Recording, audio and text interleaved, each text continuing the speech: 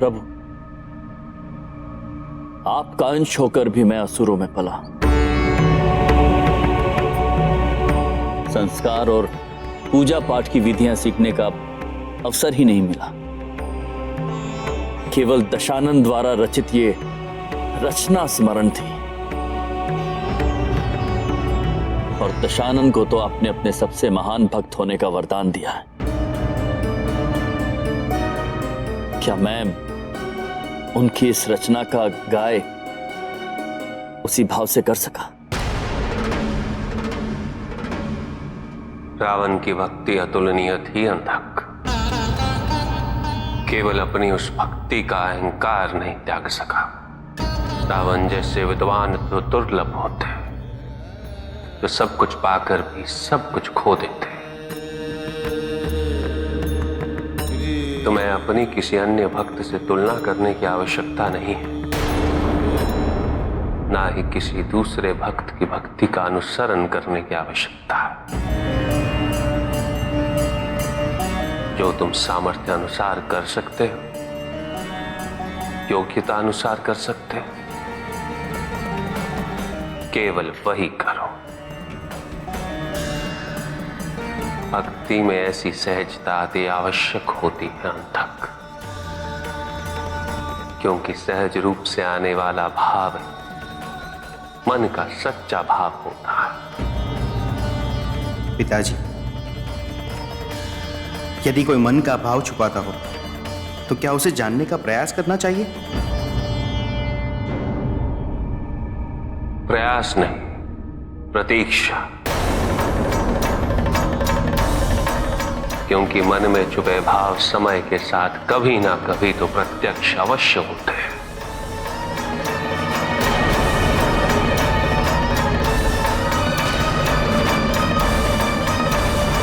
ओम नमः शिवाय, ओम नमः शिवाय।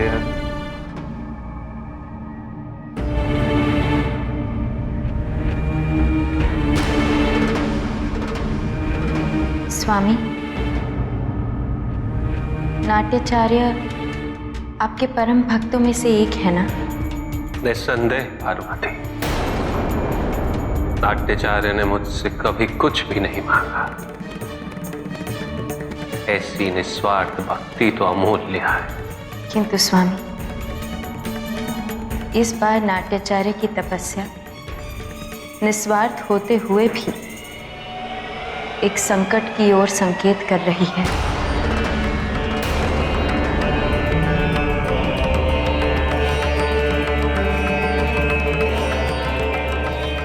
इस बार आपके आवाहन के पीछे एक कारण है,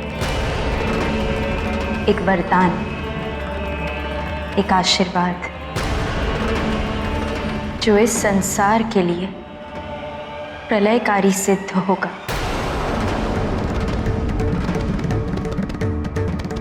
स्वामी, नाट्याचार्य आपसे तांडव सीखना चाहते हैं। आपने सदैव तांडव अपनी इच्छा से किया है, किंतु यहाँ इच्छा आपकी नहीं, नाट्याचार्य की होगी। और आपकी अनिच्छा से किया जाने वाला तांडव इस संसार के विनाश की लीला आरंभ करेगा। स्वामी, क्या ये उचित होगा? ये तो तुम्हें भी ज्ञात है पार्वती, कि तपस्या पूर्ण हो जाने के पश्चात वरदान का चयन करना ये तो भक्त पे ही निर्भर करता है। चाहे उसका परिणाम कितना ही प्रलयकारी ही क्यों ना हो, भक्त को उसका मनोवांछित वरदान देने के लिए आराध्य तो बाध्य ही है। हमारी इसी बाध्यता का भक्तों ने सदैव लाभ उठाया है। हम आपको केवल इतना स्मरण कराना चाहते हैं कि यदि आपने नाट्याचार्य को वरदान दिया तो उसके दुर्गामी परिणाम होंगे। तुम्हें भी ये नहीं भूलना चाहिए पार्वती कि संसार में कुछ भी अकारण नहीं होता।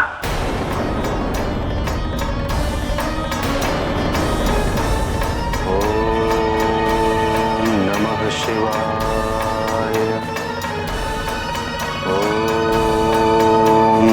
नमः शिवाय। मुझे जाना होगा पार्वती। किंतु स्वामी,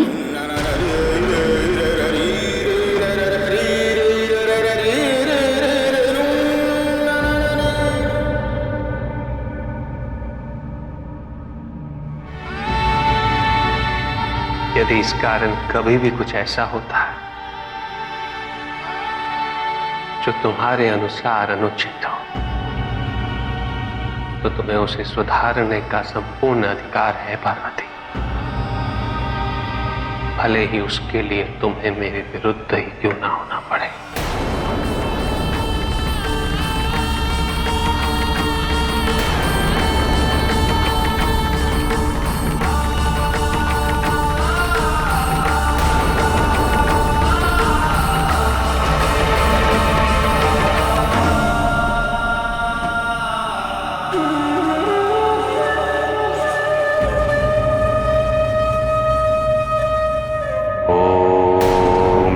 शिवाय।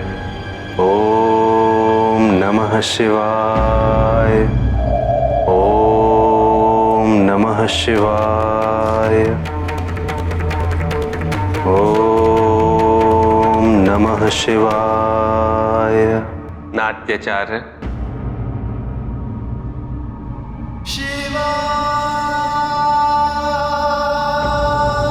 आपकी तपस्या पूर्ण हुई।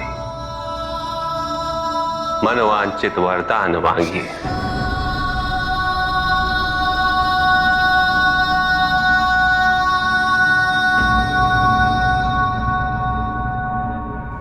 क्या मांगो प्रभु? आपके दर्शन पाना ही एकमात्र जीवन की संपूर्णता और सार्थकता। इसलिए मैं जो भी मांगना चाहता हूं वो केवल संसार के कल्याण हेतु। मैं चाहता हूं कि आप मुझे तांडव नृत्य सिखाएं। आपकी तपस्या पूर्ण हुई है। वरदान पाना आपका अधिकार है और वरदान देना मेरा दायित्व है।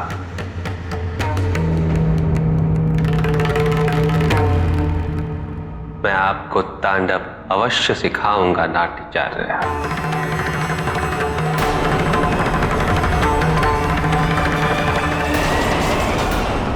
आज मेरा जीवन सफल हो गया प्रभु। स्वयं महादेव मुझे तांडव नृत्य सिखाएंगे। इससे अधिक सौभाग्य की बात किसी के लिए और क्या हो सकती। किंतु मैं आपको ये स्मरण कराना चाहता हूं नाट्याचार्य, तांडव की चरम सीमा विनाशकारी भी हो सकती है। मैं सीखना चाहता हूं प्रभु। जैसी आपकी इच्छा। स्वामी, हम जानते हैं आपने भक्त के प्रति अपनी दायित्व से बाध्य होकर ये वरदान दिया है, अपनी इच्छा से नहीं। और अब आपकी अनिच्छा से किया जाने वाला तांडव संसार के विनाश का कारण बन जाएगा।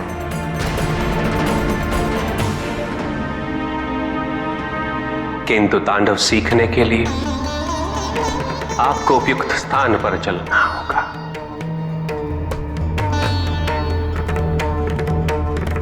आप मेरे गुरु हैं। आप जहां भी ले जाएंगे मैं सहर्ष चलूंगा। माँ, आप इतने चिंतित क्यों हैं? स्वामी नाट्याचार्य को तांडव नृत्य सिखाने वाले हैं। नाट्याचार्य ने तपस्या कर उनसे ये वरदान मांगा है जो स्वामी को अपनी इच्छा के विरुद्ध उन्हें देना पड़ा। ऐसे में जब स्वामी नाट्याचार्य को तांडव सिखाएंगे तब प्रलय का आरंभ होगा।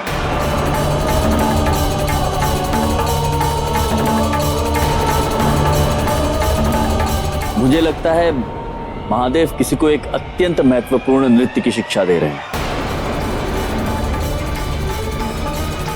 और हमें इसमें हस्तक्षेप नहीं करना चाहिए, क्योंकि महादेव भली भांति जानते हैं कि वो क्या कर रहे हैं। अंधक, कार्तिकेय,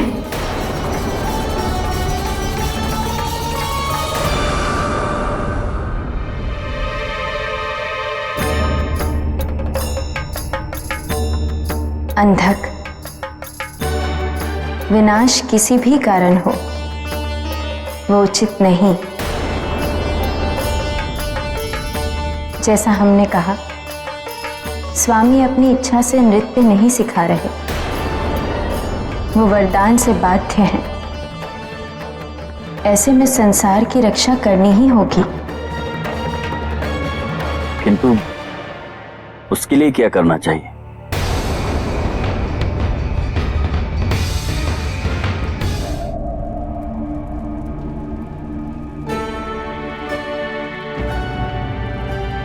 हे जगत गुरु, आज मुझे आपके शिष्य बनने का सौभाग्य प्राप्त हुआ है। नृत्य करते समय हमारे शरीर और हमारे चरणों से इस भूमि पर प्रहार होता और भूमि शांत होकर उसे सहती रहती, बिना कोई उल्हाना थी। तांडव में पृथ्वी किसी अन्य नृत्य से अधिक आहत होती है, इसलिए नृत्य आरंभ करने से पूर्व इस भूमि को नमन करो।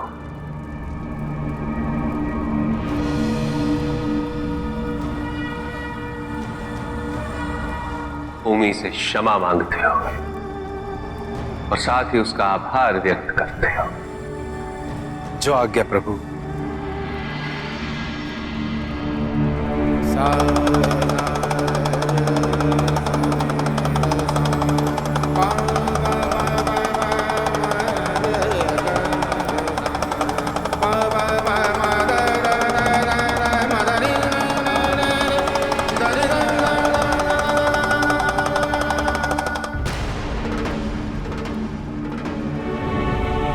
प्रभु, तांडव की परिभाषा क्या है तांडव?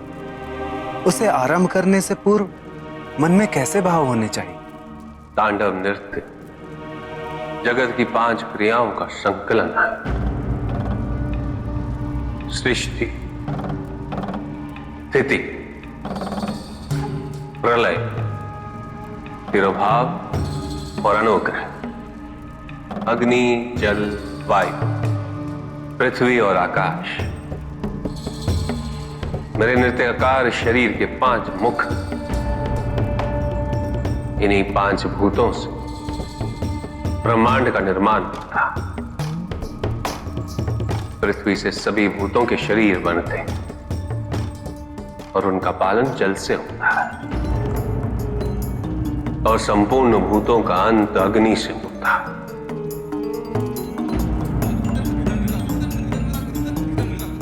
वायु तथा आकाश में तिरोभाव और अनुग्रह की शक्ति। इस प्रकार मेरे ये 5 महाभूत मुख मेरे नृत्य की 5 महाक्रियाओं के प्रतीक है।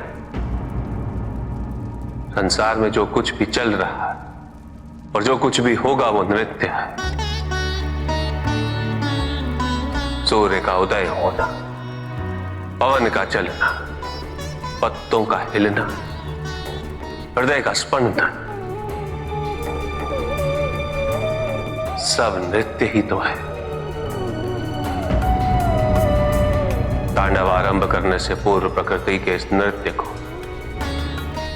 जो हमारे अंदर विद्यमान है उसे अनुभव करना पड़ता है।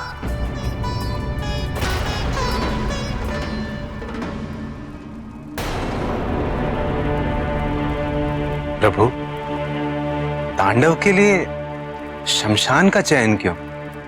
शमशान इस सत्य का प्रतीक है कि अहम का अंत ही भस्म है।